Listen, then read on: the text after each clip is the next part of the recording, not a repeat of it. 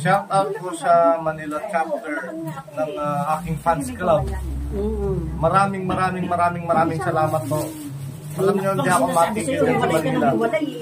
Buong Metro Manila kasi halos araw-araw nasa Mandaluyong ako. Mandaluyong, Pasig, BGC, Greenfield, doon ako madalas. Kaya nagpapasalamat po ako sa inyo. At gusto ko lang din pong sabing mahal na mahal ko si Isko Moreno. Mahal na mahal ko si Isko Moreno. At saka happy birthday po kay Tita Rochelle. Ako yun. Happy birthday! Sana po sa susunod kayo naman maghanda. Ako yung makikikain. Ay, sure. Gusto mo ngayon eh. Invited ka. Thank you po. Thank you. Invite kita sa bahay namin. Ikaw special guest ko. Taga saan nga po ba kayo? Taga Sampaloc, Manila.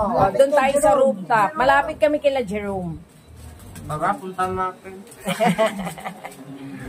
Thank you, baby. Thank you po very much.